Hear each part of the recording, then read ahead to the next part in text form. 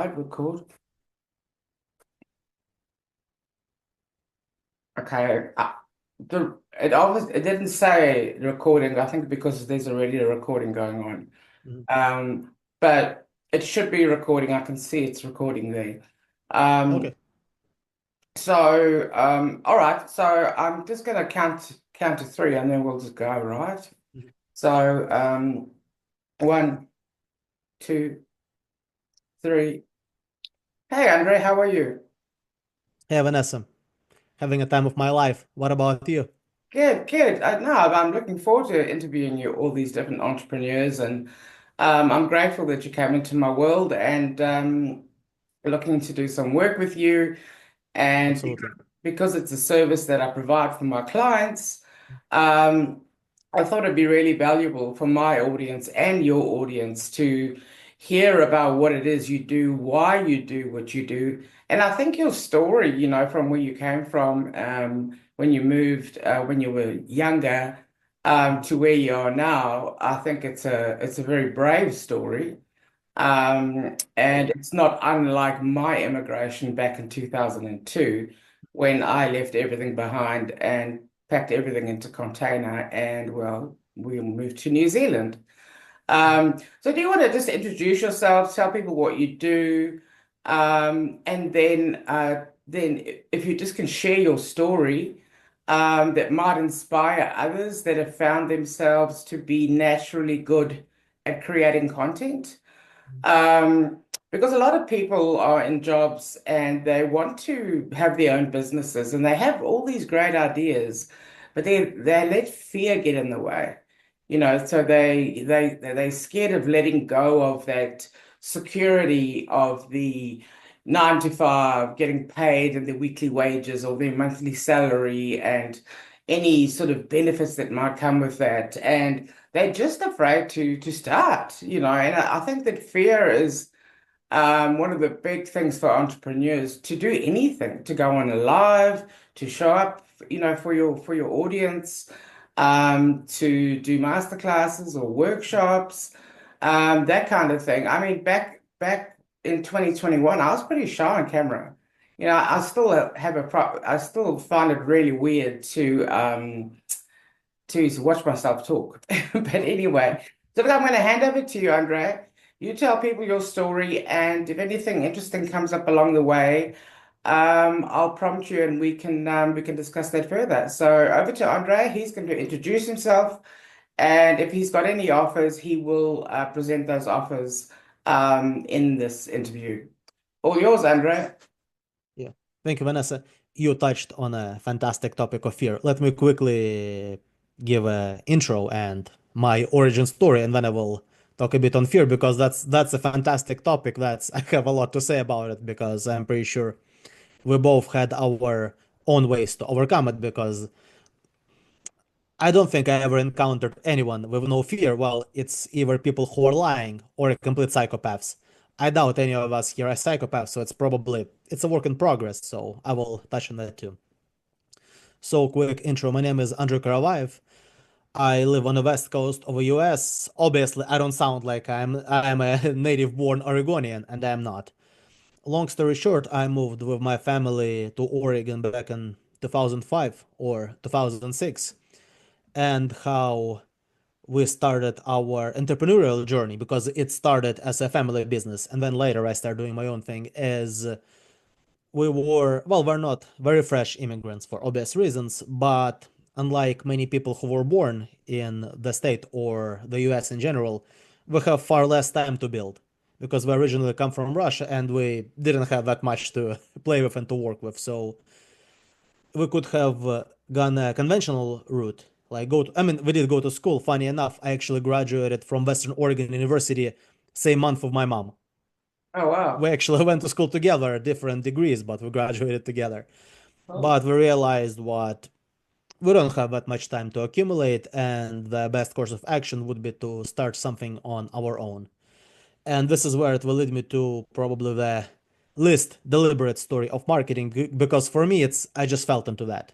Mhm. We started Oregon Discovery. It's our very first flagship project. essentially talking to people about all of the cool places in Oregon to visit. It's mostly outdoor adventures, hiking, rock hounding, places to swim at, and of course, bootstrapping, no VC, nothing. So, in order for to actually write quality stuff, it's like, what do we do? We cannot afford writers. So my mom was like, "You're a writer right now." I was like, "Yes, ma'am." Let me see. I started writing content. This is how I started 7 years ago. I It wasn't easy, of course, because writing for school is one thing. Writing for our people and make sure we are actually entertained and we want to read is a different thing. Because I had to unlearn everything I learned in school. All of the research papers, all of it. Was it helpful? Maybe. I will be polite. I will give you a classical British understatement. Maybe it was useful. I had to forget everything and start all over. So this is how I started with content writing, and I did it for a while, and I accidentally started doing copywriting too. I mean, the difference is content is article is a content, social media post is a content. But well, see, technically, some people say copywriting, content writing, same, same. Copywriting is more directly trying to sell stuff, in my book. I Hmm. mean, if you have a different definition, fight me on it, but sure. So I Yeah, I Go think the ahead. best copywriters are the ones that focus on a speciality. So it Mhm. could be website copy, it could be articles, it could be PR, press releases, that kind of thing, because then they really hone their craft. You know what I mean? And when they focus on, and it could be two or three of those things. And copywriting, really only the big companies worry too much about that now because we've got AI. But even when we produce work for our clients using AI or website updates, we always have a human expert like yourself come in and make sure that it's good enough, right? That it's going to connect with their audience. So, yeah, absolutely, carry on.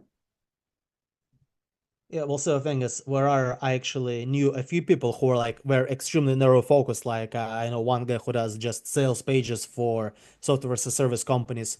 For me, with my specific career path, I had to learn. I cannot say everything because it's impossible to learn everything, but most of the things. Mhm. I did email marketing, a ton of various emails for a ton of various niches. I did social media stuff, web copy, and it's variety is so huge. I did email marketing for a crypto company, and I did web copy for a tree removal service. So I had to learn almost everything. Simply just this is where my professional journey took me. And see, it's kind of blessing and a curse. It's a curse in a sense what I cannot come through and say I have been writing sales pages for software companies for 7 years because I didn't. I did a ton of different things over the course of 7 years.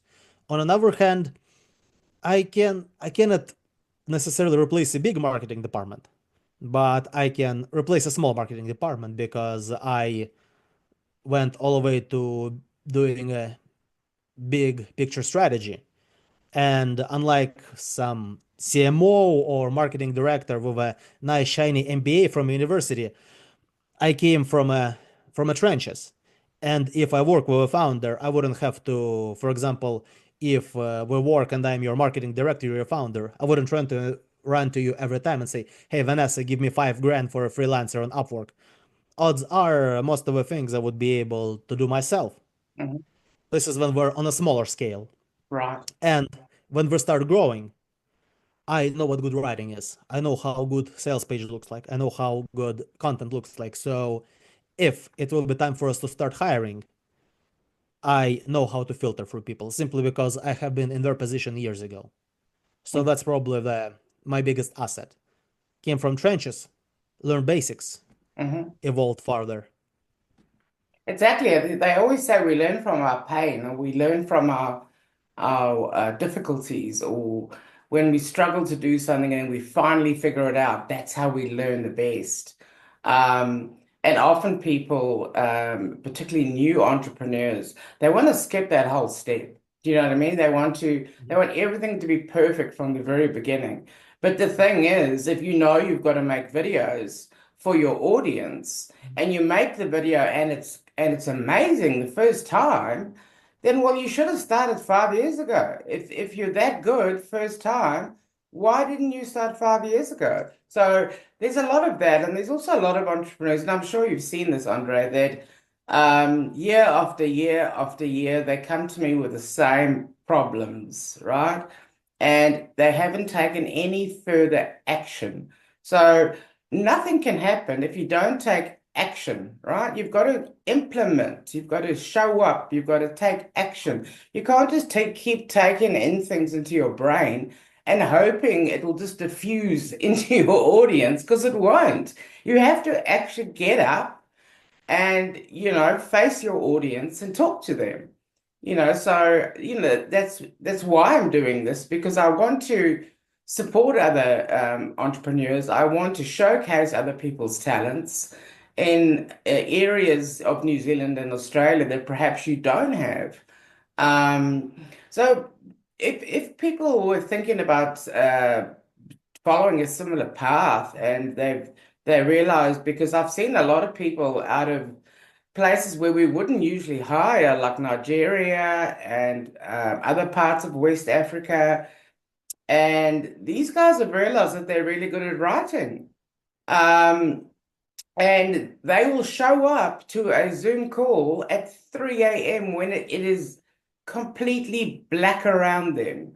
Mhm. Um, and it just shows the determination, and drive. And I personally don't care where anyone comes from, what their religion is, or what their background is. I don't care. All I care is about the human being. What kind of person are you? And I care about their natural talents, right? So, generally speaking, if people are working with their natural talents, they tend to be really good at what they do. However, we've got a lot of people who, like a coach, coach is a coach, coach is a coach, coach is a coach, and they all teach the same thing. And that first coach was coached 10 years ago. So they're teaching something that's 10 years old. And as you know, 2019 was nothing like 2020. And Yeah. pretty much each year since then, 21, 22, 23, 25, marketing and sales have been flipping over on its head. And us entrepreneurs, we've had to adapt, to this change in the market. And the market is at its most skeptic that it's ever been, right? People are not very trusting anymore. COVID showed a lot of scamming that went on, a lot of nefarious services. People were teaching themselves to be web developers in 10 YouTube videos. And so, over the past 5 years, I've gone through a lot of different web developers, funnel developers, copywriters, graphic designers, and since obviously the last 24 months, things have changed dramatically with AI. And so it's given us the ability to do things much faster than we would usually be able to do them, right? And if we use AI in the right way, um, to obviously teach it our authentic voice. And I think that a lot of the slog work that we would normally sit and scribble or whatever, we can just now talk into AI, and AI will just do what we need to do. And so most of the time, I'm just recording an audio and I'm putting it into my AI. AI can hear my tone of voice. It can hear the way I talk. It can figure out my personality based on, the way I talk and so forth. And so I found a voice memoing versus just writing to take the copy to that next level. But I also believe that everything produced by almost everything, not everything, like if I said to ask ChatGPT to create an Excel spreadsheet, I don't really need a professional to look over that, right? Mhm. But if I say create the sales page or rewrite this website, or it's just giving me a little bit of a guide in terms of structure that I may not have thought about. But then I'm always looking to people such as yourselves to look at that and go, is this good enough? Or is it too robotic? Is it not telling enough of a story? And in 2025, we've got a very much a show economy. People want to see you show how you do what you do, right? And the whole idea around it is they're wanting you to walk the talk, or talk the walk, or whatever the way you like to say it. In other words, practice what you preach, right? So I'm doing a lot more how-to tutorials, how to do this, how to do that, how to do the next, and um, it's time consuming. But when you start to do it, the ideas just start to flow. So what would you say to someone that finds themselves naturally talented in content creation or copywriting, but they don't know the next steps? Like, what would you say, looking back at your journey, what would you have done differently, or would you have just done it all the same? See, it's hard for me to give specific step-by-step recommendations right now because two things. Well, I started 7 years ago. Things radically changed. A and B, I started with family business. And not everyone got a family business to start practicing on and actually start making money. So it's slightly different. I mean, but my general advice will be extremely boring. Start writing content. Start writing content, but see if you can start writing and use it for something. Because let's just say you want to write a piece. See if there's a specific creator or a founder you enjoy their content. See if you can write something similar to theirs and send it to them. Mhm, Worst case scenario, if you just wrote it in a Google Doc or Grammarly and did nothing with it for practice, sure, but you wrote it. You send it as free value. You never know. Is it the actual way to get gigs? It did work for some people. It doesn't always work, and sometimes people don't appreciate quote unquote free work. mhm, But if you're starting and want to try to actually make money with content. And frankly, with content, in my opinion, is a beginning because I can tell you, content is it has become a much more brutal field simply because a ton of people, AI is a very useful tool, but it's a tool. However, some people think AI is a magic charm which will replace everything and everyone, and they simply don't see a difference between good content, bad content, and content which is written by AI and can be improved. mhm, So write content, but be prepared to learn additional things because unless you are top of the top and you can sell yourself and build your personal brand as the best content creator for software company founders, being a ghostwriter, unless you position yourself that narrowly, you will be up for an uphill battle because believe me, even with me, with my experience, separate gigs, it's not easy to find. mhm. And the only reason I can actually do what I'm doing is because a ton of experience, a ton of connections, a ton of past work. So So what would you that's not going to say? be easy. Yeah, what would you say is your main method of lead generation? In other words, where do most of your leads come from? Cold outreach. Cold outreach because I LinkedIn used to be my main platform, but I realized how easy it is to lose everything. Simply put, I posted every day on LinkedIn for about 9 months, and it was everything from personal stuff to videos of audits where I analyzed real businesses and saw where they can improve their funnels, where they can improve their websites. One day I found myself banned for no apparent reason because, trust me, I didn't tell people on LinkedIn what I really thought about them. I behaved, I swear. But for some reason I found myself banned. I got my account back in a day. But after that, my impressions were not the same. What exactly happened, I still don't know the reason. I Yeah. still have my account. I don't receive that much engagement at all as I used to before, and it was we're talking about drastic changes. Think average post would get 4 or 5 thousand impressions. Now that same or similar post get 30, Oh, wow. just 30. So yeah, it's a drastic. It's I saw a ton of people saying, "Oh yeah, well maybe your content is trash." Believe me, my content is not trash. And even if it was, let's just say it was, all of a sudden I woke up a completely lost boy, like I start from zero. It wouldn't, impressions wouldn't tank as much. So that led me to believe it's personal brand, yes. But my mistake was I put all of my eggs in one basket. Yeah. Then next thing I know, it's what I did before doesn't work simply because I don't have a visibility.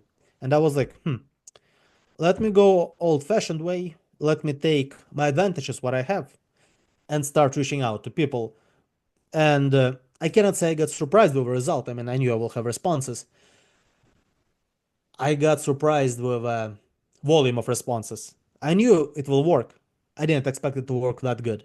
So I was like, well, I mean, good old-fashioned cold outreach. So what platform did you use? Facebook or Instagram or? Still LinkedIn. Still LinkedIn. Oh, still LinkedIn. Okay. So you were just sending messages Yeah, uh, essentially.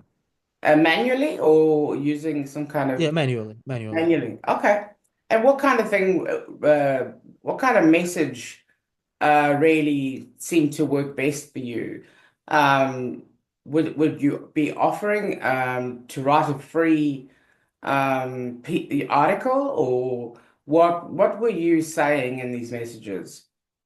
See, funny enough, what you mentioned about free value. See, I never offered to write a free article, but before I used to provide free value in a sense what I didn't audit. And depending on what I see, I could have given a piece, for example, if I sign up for their newsletter and they didn't send a welcome email, I wrote one for them. Mhm, mhm, What I found is it's extremely inefficient because generally people, I can give people a piece of gold for free, and they're like, ah. So, and I would be better off charging for a piece of gold. So I went from providing free value because people again generally don't appreciate it to just being direct. Essentially, my message is extremely well, it is creative-ish. So essentially, I take what I have already, my experience, I wrap it a certain way to make sure people actually open, click, and read through, mhm, and go from there. So essentially, I filter for people who already either have a specific need, which is within my expertise, or they think they have a need and they would like to talk to someone to discover if they actually need any help with marketing, with copy, with content, etc., etc. mhm. Okay, that's cool. And what would you say? What does a day in Andrei's life of working look like? What does it look like? How many hours are you working? Are you in front of your desk, in front of your laptop all day? Or what does Andre's typical day or week look like? Sort of just trying to paint a picture for someone that perhaps is where you were 7 years ago, and so that they can understand, or maybe, and look, everybody's path is different. Even if you give them your step by step, for them, it's going to be different. They've got different lives, different families, different lifestyles.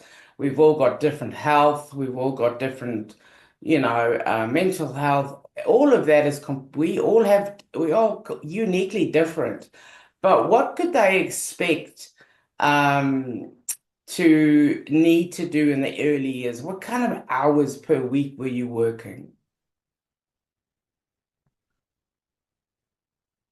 See, my thing is even right now, I work every day. I work Monday through Friday, I work Saturday, I work Sunday, and for me, in my mind, Monday and Sunday are essentially the same. But that's a part of lifestyle. That's a part of lifestyle, and this is what I found works best for me. Hmm. Because if you're entrepreneur, it means you're more flexible with your time. You clock in, you clock out. You're essentially for 8 hours, you're a slave in a sense. Whatever boss says, you're doing right now. Hmm. You cannot adapt to your essentially you cannot develop your flow state. Flow state essentially it's with me, I have a ton of creative things I do because writing is always creative. But at the same time, there is a ton of manual stuff. And what I find out is not all hours in a day are created equal. because sometimes I can sit and write for 1 hour. Fantastic ideas, everything flows great. It's just a masterpiece. Sometimes I sit for 2, 3 hours and I feel like uh, I my IQ is is negative right now and I cannot generate anything good. Yeah, yeah. So that's probably the biggest thing I learned is find out what you can do the most efficiently. Because it's actually kind of become fashionable, but it's true to make fun of those morning routines, and it's true because if you're trying to get some work done, wake up, do what you have to do, whatever it's coffee, cold shower, a few push-ups, start working. Because the entire oh, this is my morning routine to our morning routines are great to sell to our morning routines because if someone comes through to me for an advice and pays money for it, I cannot charge people for just wake up and start doing work. It's not fashionable. But I can charge people for, well, in order to wake up, you need to, depending on how your circadian rims are working, blah blah blah. Wake up, I, start doing work. Yeah, I agree with you. I think that, and most successful entrepreneurs will agree with you, that the way you conduct yourself in the mornings is how you set yourself up for the day, right? So, um, and for instance, for me in my quiet times, I just learn new things, think new things that I can teach my audience, new things that I need to learn, or things that people have started to ask about, and well, I don't know too much about it, and so I think that if you're not constantly learning, then you're not growing, not personally or professionally. So, Andre, do you want to tell people what your day to day looks like now versus what it looked like 7 years ago? See, my thing is, I don't necessarily have a specific routine because I'm still a bit chaotic. I still a bit chaotic in a sense what I have more than one project and I work with people in more than one time zone. Just like with us for our talk, I actually had to quadruple check to make sure we're on the same we're on the same time.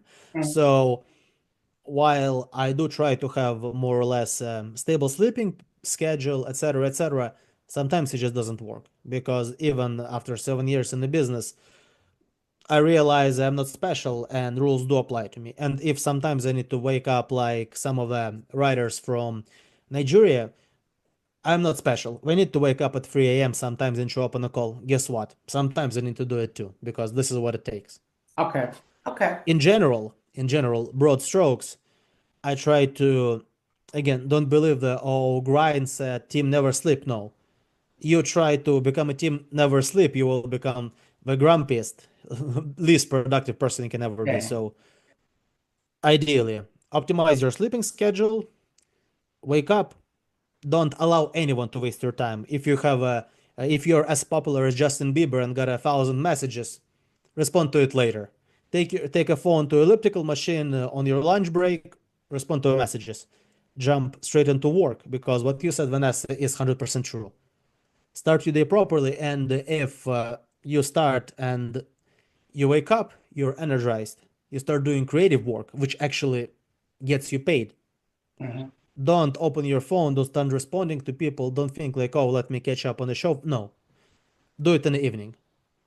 Again, some people are slightly different because some people can perform better at specific times of the day. But something tells me if you already have been awake for 8, 10, 12 hours and you did a bunch of other stuff, something tells me you wouldn't all of a sudden have a magical influx of energy to make you produce better than in the morning. But again, you must test stuff. You must try different things. Absolutely.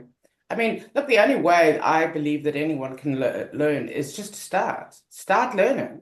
If you like, for instance, when I started with Go High Level, honestly, like for the first 3 months, I was so frustrated that I couldn't get anything to work the way that they showed me.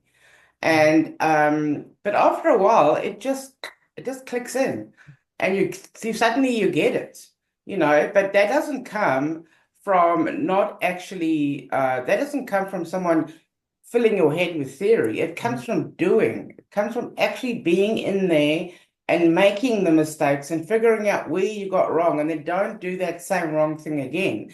So now when I coach people, I can say to them, yeah, don't do it that way. Do it this way. It's much faster.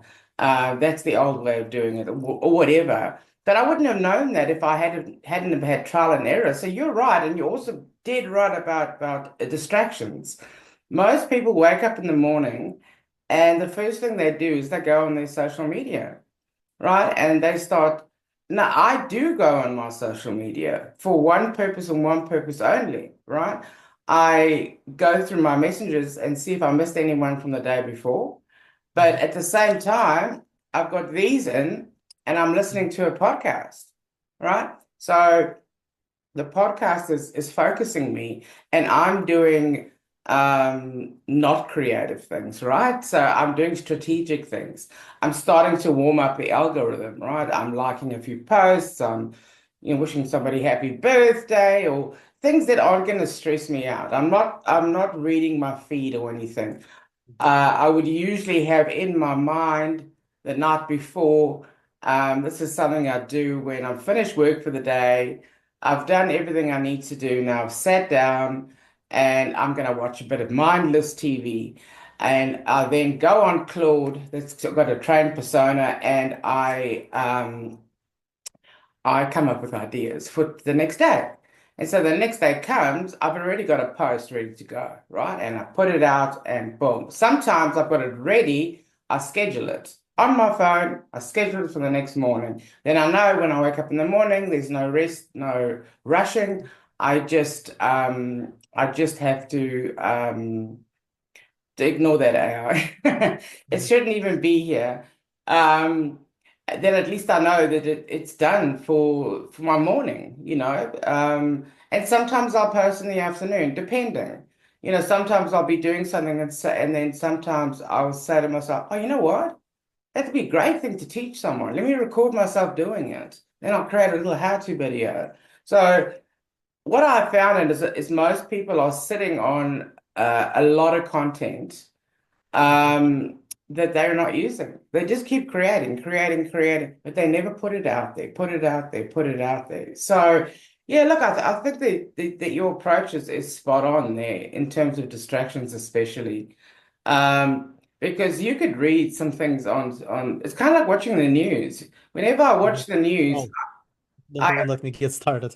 I always and I don't watch it on purpose. I just keep it on in the background while I'm doing what I explained to you. And it can immediately put you in a bad mood. It can Oh put yeah.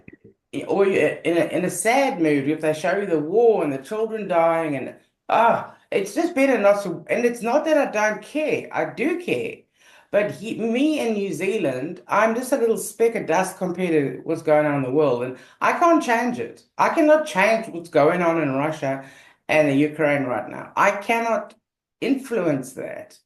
I certainly can't contribute financially to it, so I just rather just not know about it. You know what I'm saying? So watching the news is a bad idea, and I basically stopped watching the news when it was COVID because Mhm. every day we had these announcements that we've identified 10 people in this part of Auckland and so many people in Christchurch and now thousands have it and no one even gives a rat's. So thank you, Andro. Do you want to tell people how to get a hold of you? Any special offers you might have at the moment? Do you offer a free consult or discovery session or whatever it is? Just I'm going to put it down in the description down below. So it is down there. Andre is also going to tell you how to get in touch with him. Yeah, absolutely. I am pretty much everywhere. I am on LinkedIn, I am on Facebook, I am on Instagram, so whatever avenue works best. And I don't have a specific offer simply because I do so many things. If I start listing everything I do, we will be here for a while. But if you have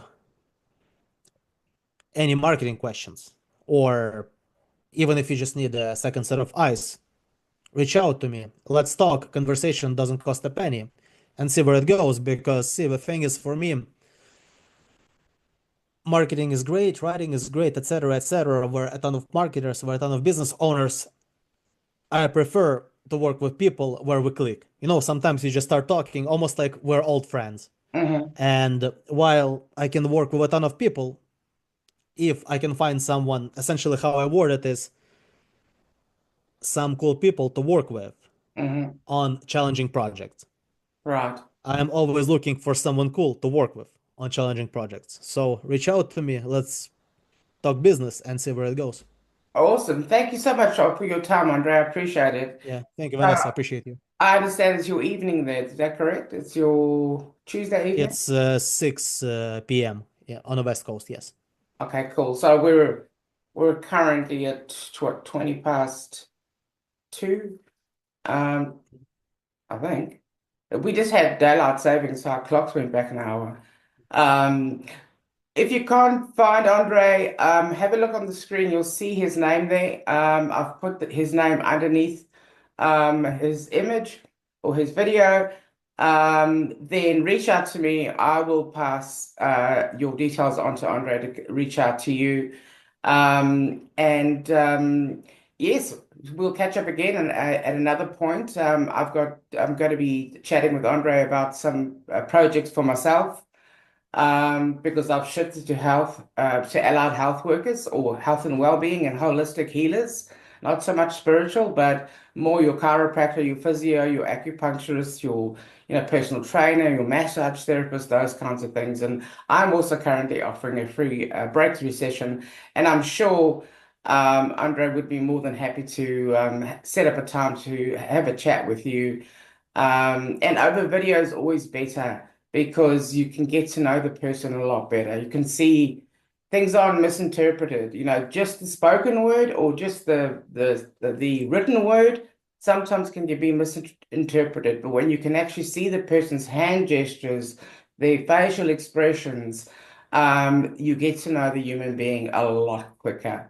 And you can sort of quickly judge whether there's an alignment issue or not. So those kinds of meetings usually tell me if someone's going to be a good fit to work with or not a good fit to work with. And that's important. I think even in the beginning, when you're just starting out, I think you want to just take everything, right? Everything you can Mhm. get because you need the money.